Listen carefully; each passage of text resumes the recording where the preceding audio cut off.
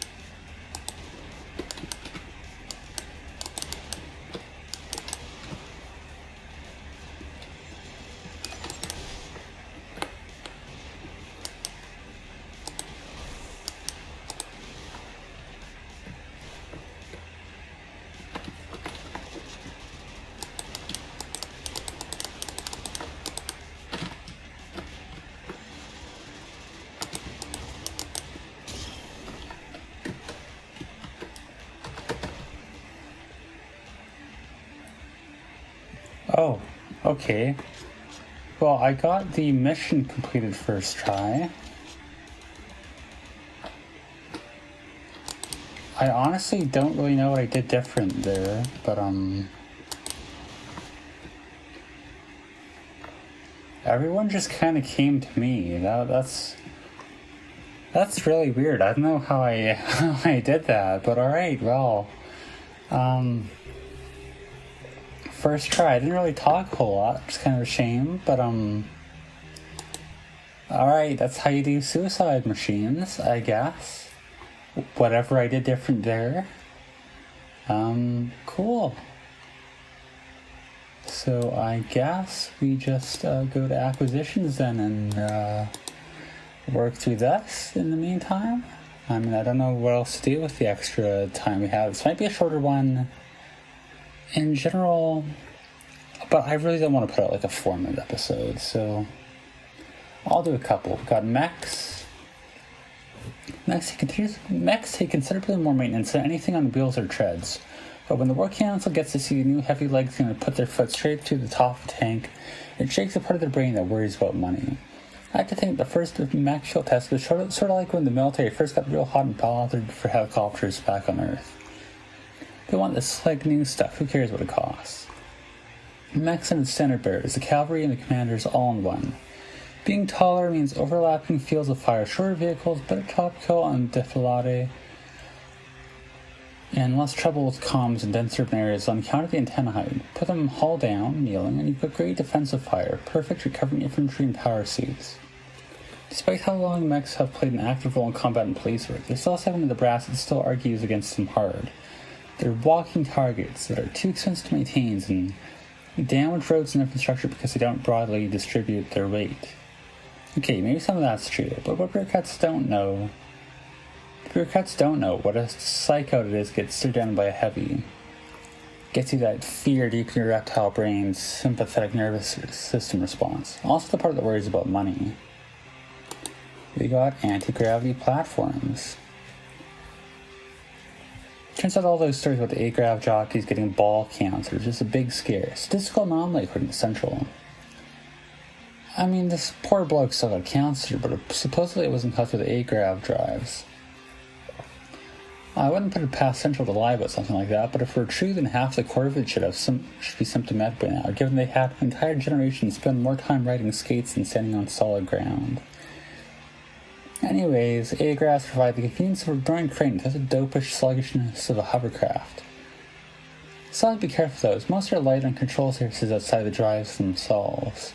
Engine failure means you drop like a rock, and at high speed, that's a death sentence. Heyday of the trouble is you got canary patrols that would plant your peak grenades along straightaways, wait for a pack of Corvette graph bikes to come tearing through. At those speeds, you had to clean them off the balls as often as the pavement. We got power suits.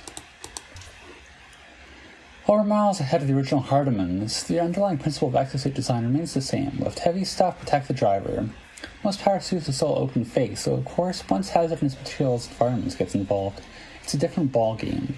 The cattle-style enclosures still first showed up in EVA hardsuits, but didn't make the jump to terrestrial variants until major vision and control issues got sorted out by the advent of cranial jacks, which is also the moment that the R&D money pit finally produced something viable for the military. Early combat models varied widely in size and function, but shared the ungainliness endemic of first-generation hardware. Just as with tanks, it took a few decades before power suits matured as a weapons platform and commanders figured out what to do with them. Most of this development predates the colony, so now they can be found almost anywhere. Land, water, space, and supposedly falling through the atmosphere. There's reports about spacer drop suits are to be believed. Given that we can't afford cyclolucidites, I think we will end it here today with cranial jacks. If we have to, we'll skip over cyclolucidites and come back to them, but regardless, concentrated among certain professions, military blue-collar pilots, stockbrokers, but not society as a whole, can be a symbol of both high and low status as a result depending on context. So long as issues persist with compatibility and high implementation and rejection risk, societies won't integrate cranial jacks as a normative control interface. This limits development, but empowers the minority possessing them with unique strengths and opportunities, so as A. Bander reports. And as you do. So yeah, I don't know how I got that first try after so much struggling last time, but hey, we did, I'm not complaining. So for now, I guess I'll call it here, and as always, thank you for watching.